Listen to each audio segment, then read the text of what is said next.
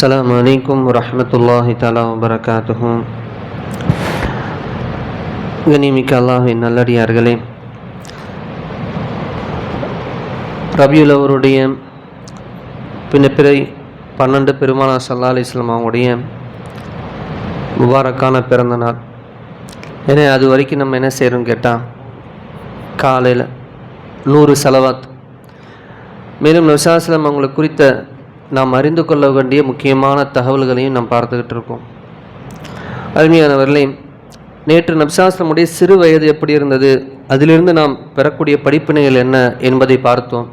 இன்று நபி ஸல்லல்லாஹு அலைஹி வஸல்லம் அவருடைய இளமை பருவம் எப்படி இருந்தது, இளமை பருவத்திலே பெருமானார் அந்த மக்களிடத்தில் எப்பேற்பட்ட ஒரு நற்குணசீலராக திகழ்ந்தார்கள், அதிலிருந்து படிப்பினை நமக்கு என்ன என்பதை சில சுருக்கமான வார்த்தைகளை இங்கே பார்ப்போம்.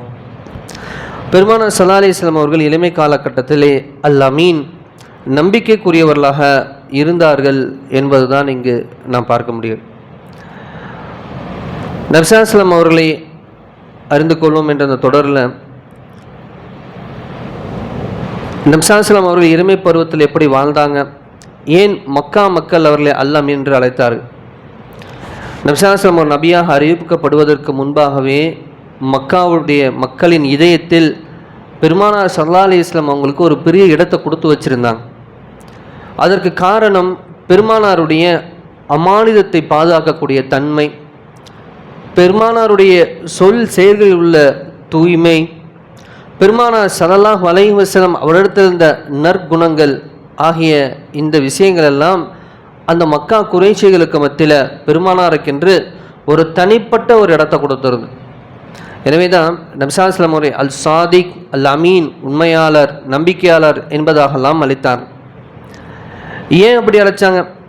ஏன்னா பெருமானார் ஸல்லல்லாஹு அலைஹி வஸல்லம் ஒருபோதும் பொய் சொல்லவில்லை, ஒருபோதும் மோசடி செய்யவில்லை, ஒருபோதும் மக்களின் அமானிதத்தை ஏமாற்றவும் இல்லை. அந்த காலகட்டங்களில் சொத்துக்களை பாதுகாக்க வைக்கணும் அப்படின்னு சொன்னால் யாரோ ஒரு பெரியவங்கள்ட்ட கொடுத்து வச்சுருந்தா அதை மட்டும்தான் சொத்துக்கள் பாதுகாப்பார். அப்போ இவங்க ஒரு பெரிய வியாபாரத்துக்கு வெளியே போகிறாங்க, அந்த காலத்தில் வியாபாரம்னு போயிட்டால் மாத கணக்கில் ஆயிரும், திரும்ப வரலாம் வராமலேயும் போகலாம். ஆனால் அதை பாதுகாத்து தன்னுடைய குடும்பத்தாட்டு ஒப்படைக்கணும்னு சொல்லி நான் விசாரணை அவங்கள்ட்ட கொடுத்துட்டு போகிறதுலாம் வழக்கம். அந்த காலகட்டத்தில் வர வரைக்கும் பாதுகாத்து வைத்திருந்து கொடுப்பாங்க. அப்போ சொத்துக்களை இந்த மாதிரி அமானிதங்களை பாதுகாத்துறது, இன்னும் நபிசாஸ்திர வாழ்க்கை முழுமையாகவும் பார்த்தா நேர்மையாக இருந்தாங்க. இப்படிப்பட்ட எல்லா தன்மைகளும் எப்போ பெருமானாருக்கு வஹி இறங்குவதற்கு முன்பாகவே, அல்லாஹ்வுடைய இந்த தீனுல் இஸ்லாம் இறங்குவதற்கு முன்பாகவே அவங்கள்ட்ட நற்குணங்கள் ஓங்கி செலுத்திருந்தது. அப்போ நபிசாஸ்லம் அவங்க சஃபா மலையின் மேலே ஏறி ஒரு கேள்வி கேட்குறாங்க. இந்த கேள்விக்கு இவங்க கொடுத்த பதிலே நபிசாஸ்லம் எவ்வளோ பெரிய அந்தஸ்தில் வச்சுருக்காங்க என்ற ஒரு அத்தாட்சியாகும். நபிசாஸ்லம் நபித்துவத்துவம் கிடைத்த அந்த ஆரம்ப காலகட்டத்தில் நபி ஸல்லல்லாஹு அலைஹி வஸல்லம் என்ன செய்கிறாங்க, குறைஷிகளை சஃபா மலையின் மீது அழுக ஒன்று திரட்டி கேட்டாங்க, அரஐது லவ் அஹ்பர்துக்கும், இந்த பள்ளத்தாக்குடைய மறுபக்கத்தில் ஒரு படை உங்களை தாக்க வருவதாக நான் உங்களிடம் கூறினால் நீங்கள் என்னை நம்புவீர்களா என்று கேட்டாங்க. அப்போ அங்கே இருக்க மக்கள் கூறினாங்க, உம்மிடம் நாங்கள் ஒருபோதும் பொய்யை பார்த்ததே இல்லை, பொய்யை பேசியதை நாங்கள் பார்த்ததும் இல்லை கேட்டதும் இல்லை என்பதாக கூறினாங்க. இப்போ இங்கே கவனிக்க வேண்டிய விஷயம் என்னன்னு கேட்டால், நபி ஸல்லல்லாஹு அலைஹி வஸல்லம் அவர்கள் இஸ்லாத்தை அழைப்பதற்கு முன்பே நீங்கள் என்னிடம் ஒருபோதும் பொய்யை கண்டதில்லை என்று அந்த மக்களே சாட்சி சொன்னாங்க. அப்போ இதோடைய படிப்பு என்ன? ஒரு தாயி என்று சொன்னால், இறை அழைப்பாளர் என்று சொன்னால், அழைப்புக்கு முன்னால் அவருடைய குணம் பேச வேண்டும் மக்களிடத்தில். அழைப்புக்கு முன்னால் தாயியுடைய அழைப்புக்கு முன்பால் மக்கள்கிட்ட அவருடைய குணம் பேச வேண்டும். இன்னும் நாம் குர்ஆனை பெற்று பேசுவதற்கு முன்பாக நம் வாழ்க்கை குர்ஆனை பிரதிபலிக்கக்கூடியதாக இங்கே இருக்கணும் அப்படிங்கிறத நம்ம பார்க்கணும். நபி ஸல்லல்லாஹு அலைஹி வஸல்லம் வாழ்க்கை குர்ஆனை பிரதிபலிப்பதாக இருந்தது தான் அன்னை ஆயிஷா ரலியல்லாஹு அவங்க பதிவு செய்கிறாங்க. அப்போ நபி ஸல்லல்லாஹு அலைஹி வஸல்லம் குர்ஆன் இறங்குவதற்கு முன்பாகவே அந்த வாழ்க்கை உங்கள்கிட்ட பிரதிபலித்து கொண்டிருந்தது. ஒரு தாயியாக இந்த இடத்துல நம்ம இருக்கக்கூடிய ஒரு படிப்பினை. ஆனால் பாருங்கள், இப்படி அஸ்ஸாதி கல்லாமின்னு சொன்னாங்க. நபி ஸல்லல்லாஹு அலைஹி வஸல்லம் இந்த வார்த்தைக்கு அப்புறம் அந்த மக்களை பார்த்து சொன்னாங்க, என்ன சொன்னாங்க, இதை விட கடுமையான ஒரு நாள் வரப்போது, அந்த நரகத்தை கொண்டு எச்சரிக்கை செய்கிறேன், நீங்கள் வணங்கிட்டு இருக்கிற தூக்கி போட்டு அல்லாஹ்வின் பக்கமாக வாங்கடான்னு சொன்னவொடனே மண் எடுத்து நபி ஸல்லல்லாஹு அலைஹி வஸல்லம் மேலே தூற்ற ஆரம்பிச்சிட்டாங்க. ஒரு கூட்டம் அப்படியே போய் பிச்சுட்டாங்க. அப்படியே மறுத்தார்கள் என்ற வரலாறை நாம் பார்க்குறோம். அருமையானவர், ஒரு சின்ன சம்பவம். நபிஸல்லல்லாஹு அவங்களுடைய எவ்வளோ அவங்க ஒரு நீதமாக இருந்தாங்க அப்படிங்கிற விஷயத்துக்கு, காபத்துல்லா ஒரு தடவை புதுப்பிக்கிற ஒரு பிரச்சனை ஏற்பட்டுச்சு. ஆனால் ஒரு வெள்ளம் அதில் இருக்க கட்டடங்கள்லாம் கொஞ்சம் சிதிலம் அடைஞ்சிருச்சு. அப்புறம் அந்த சிதிலத்தை எல்லாத்தையும் சரி பண்ணுறாங்க. ஹலாலான வருமானத்தை கொண்டு உள்ளவங்க மட்டும் காசு எடுத்துகிட்டு வாங்க, அதை வச்சு சரி பண்ணுவோம், ஹராம் கொள்ளை அடித்து திருநதெல்லாம் விட்டுருங்கன்னு சொல்லிட்டு ஒரு டேர்ம்ஸ் கண்டிஷன் போட்டு எடுத்துகிட்டு அந்த இடத்த சரி பண்ணுறாங்க. அப்போ அப்படி சரி பண்ணும்போது காபத்துல்லா பார்த்தீங்கன்னு சொன்னால் ஹஜருல் அஸ்வத் கல்லை எடுத்து மறுபடியும் அந்த இடத்துல பொருத்தணும். இப்போ பிரச்சனை வருது, யார் இதை எடுத்து பொருத்துவது? ஏன்னா ஒவ்வொரு குடும்பமும் அந்த பெருமையை தாங்களே பெற வேண்டும் விரும்புகிறாங்க. அப்போ பிரச்சனை பெரியதாக மாறுது. அப்போ முதல்ல மஸ்ஜிதுக்கு வருபவரை என்ன நடுவராக ஏற்றுக்கொள்வோம், அவங்க செய்கிற முடிவை நம்ம ஏற்றுக்கொள்வோம் அப்படின்னு சொல்லி அந்த கூட்டத்தார்கள் அவங்க முடிவு பண்ணுறாங்க. அப்போ பார்த்தா நபிஸல்லல்லாஹு தான் உள்ளே வராங்க. அப்போ அவர்களை பார்த்தவுடன் அந்த குறைஷிகள் என்ன சொன்னாங்க தெரியுங்களா? ஹாதா அமீன் ரதியன் ரதீனா, இவர் என்னது நம்பிக்கையாளர், இவருடைய தீர்ப்பை நாங்கள் ஏற்றுக்கொள்கிறோம் என்பதாக அந்த குறைஷிகள் சொன்னாங்க. அப்போ நபிஸல்லல்லாஹு அவர்கள் ஒரு துணியை விரித்து ஹஜருல் அஸ்வத்தை அந்த கல்லை அதில் வைக்க சொல்லி, ஒவ்வொரு குலத்துடைய தலைவர்களும் முன்னாடி வாங்க, துணியின் ஓரத்தை பிடிங்க, தூக்கி எல்லாரும் அந்த ஹஜருல் அஸ்வத் இருக்கிற இடத்துக்கு அப்படியே மேலே தூக்குறாங்க. நபிஸல்லல்லாஹு தன்னுடைய முபாரக் கையால் என்ன எடுத்து அந்த கல்லை அப்படி வச்சுட்டாங்க. இப்போ இப்படியாக நபிஸல்லல்லாஹு அவங்க தன்னுடைய இளமை பருவத்தில் எல்லாராலும் அங்கீகரிக்கப்படக்கூடிய ஒரு நல்ல நபராக பெருமானார் ஸல்லல்லாஹு அலைஹி வஸல்லம் இருந்தாங்க. அப்போ நம்ம படிப்பினை என்ன? நபிஸல்லல்லாஹு அவர் ஒரு பிரச்சனையை தீர்த்தது மட்டுமல்ல, எல்லோருடைய கௌரவமும் காப்பாற்றப்பட்டது. எனவே ஒரு நல்ல தலைவர் நான் வெற்றி பெற வேண்டும் என்று நினைக்க மாட்டார். என்ன செய்வார்? அனைவரும் நியாயம் கிடைக்க வேண்டும் என்பதான் நினைப்பாங்க. அதே போல் பாருங்கள், ஹதீஜா ரலியல்லாஹு அன்ஹா அவங்களுடைய நம்பிக்கை நபிஸல்லல்லாஹு எப்படி இருந்தது? நபிஸல்லல்லாஹு இளமை பருவத்தில் வியாபாரம் செஞ்சாங்க. அப்போ இளமை பருவம் வியாபாரம் செய்யக்கூடிய ஒரு பருவம், வியாபாரம் ஹலாலானது, வியாபாரம் செய்யக்கூடிய விஷயங்கள். அவர்களை நேர்மை மற்றும் அமானியத்தை பார்த்து ஹதீஜா ரலியல்லாஹு அன்ஹா அவங்க தமது வியாபாரத்தின் பணிக்காக தேர்ந்தெடுக்கிறாங்க. அவர்கள் நபிஸல்லல்லாஹு அவர்களின் குணத்தை நம்பகத்தன்மையும் அறிந்திருந்தார்கள். பின்னர் அந்த நம்பிக்கை நல்ல குணமும் திருமண உறவாக மாறினது என்பதை நம்ம பார்க்குறோம். இதில் ஒரு முக்கியமான விஷயம் என்ன?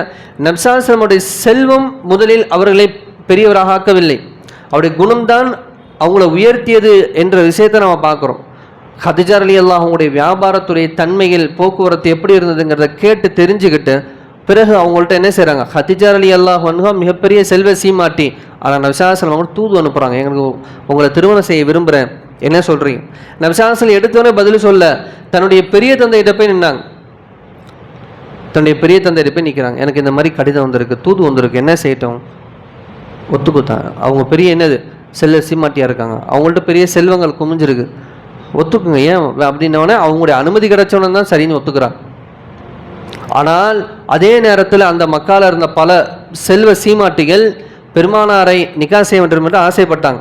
ஆனால் யாருக்கும் கிடைக்காத பாக்கியம் ஹதீஜா ரலியல்லாஹு அன்ஹா அவங்களுக்கு கிடைச்சிச்சு.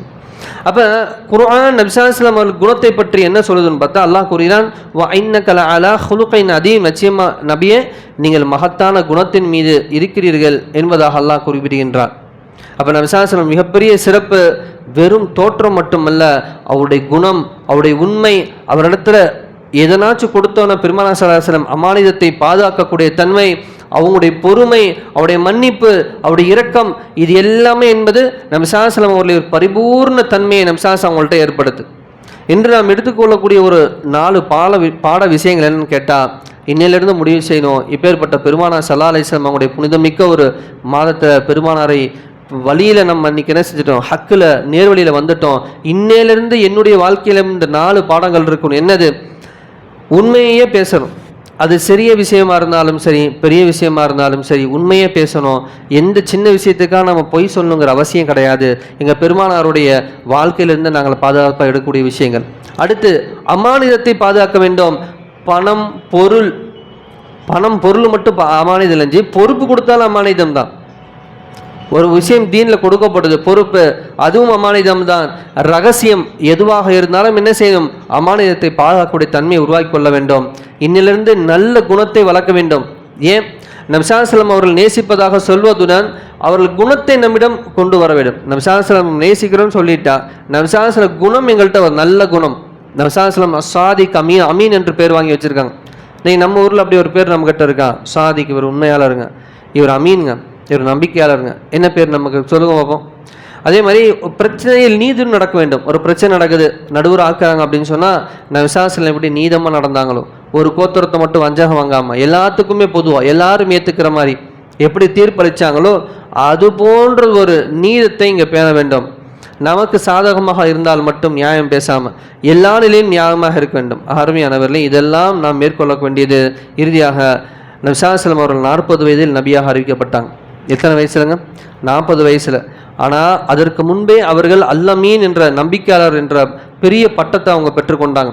அப்போ நபித்துவம் வருவதற்கு முன்பே குணம் அழகாக இருந்தது. எனவே நாம் அவர்களை உண்மையாக நேசிக்கிறோம் என்றால் இன்று முதல் ஒரு முடிவு எடுக்கணும். நான் பொய் சொல்ல மாட்டேன், நான் அமானியத்தில் மோசடி செய்ய மாட்டேன், நான் யாரையும் ஏமாற்ற மாட்டேன், என்னுடைய குணத்தை நபிசாஸ்லமுடைய குணத்திற்கு அருகில் கொண்டு வருவதற்கு முயற்சி செய்வேன். குணமாக மாத்திரன் இல்லை, கொண்டு வருவதற்கு முயற்சி செய்யணும் என்ற என்ன செய்யணும்? நபிசாஸ்லம் முபாரக்கான இந்த பிறந்த அந்த நாளை ஒட்டி இந்த முடிவுகளெல்லாம் நாம் நமக்குள் எடுக்க வேண்டியது. ஏன்னா இதெல்லாம் செஞ்சு இப்படியெல்லாம் இருந்தால் தானே பெருமானாரோட மறுமையில் இருக்க முடியும். நேசிக்கிறது கேட்காத ஜன்னத்துல் ஃபிர்தௌஸ் போகிறதுல இங்கே ஷைத்தானின் பக்கமாக போய் கொண்டிருக்கோம் அப்படின்னு சொன்னால் யார் இது பண்ண முடியும்? இவரெல்லாம் விட்டுட்டு என்ன செய்யுது? எங்களுக்கு விஜயை தான் பிடிக்கும், என்ன செய்யும் சில பேர் நவுதுபில்லா இங்கே உட்காந்து சொல்லக்கூடாது. ஆனால் இப்போ கேவலமாக இருக்குது. இப்போ ஏற்பட்ட புனிதமான நபியை விட்டு இந்த குணத்தை, இவங்களுடைய இந்த அமானிதம் பாதுகாக்கிற தன்மை, இவங்களால் ஏற்பட்ட மாற்றங்கள், இந்த புரட்சியெல்லாம் படிக்காமல் கேவலம் கூத்தாடிக்கு போய் என்ன செய்கிறான்? கொடி பிடிச்சி அரசனாக உட்கார வச்சு ஆசைப்படுறான். அவன் நிலைமை என்ன ஆகும் தெரிஞ்சிடும். இன்னும் கொஞ்ச நாளில் தெரிஞ்சிடும் எவ்வளோ கேவலமாக இருக்குங்கிறது தெரிஞ்சு போயிடும். அருமையானவர்களே, அல்லாஹ் நம்ம என்ன செய்யணும்? அல்லாஹ் பெருமாள் ஸல்லல்லாஹு அலைஹி வஸல்லம் அவங்களுடைய வாழ்க்கையை போன்று வாழ்வதற்கு நமக்கு நசீபை தரணும். அவங்களுடைய குணத்தை போன்று நம்மளும் குணத்தை அழகாக்கிறதுக்கெல்லாம் நசீபை தரணும். அல்லாஹ் நம்ம எல்லாமே முஹம்மது ஸல்லல்லாஹு அலைஹி வஸல்லம் உண்மையான உம்மத்தாக ஆக்கி அருள் புரிவானாக. மறுமையில் பெருமானாருடன் ஜன்னத்துல் ஃபிர்தௌஸிலே வல்லல்லாஹ் நம்ம அனைவரையும் ஒன்று கூட்டி அருள் புரிவானாக. வாஹிரு அல்ஹம்துலில்லாஹி ரப்பில் ஆலமீன். அஸ்ஸலாமு அலைக்கும் வரஹ்மத்துல்லாஹி தஆலா வபரகாத்துஹு.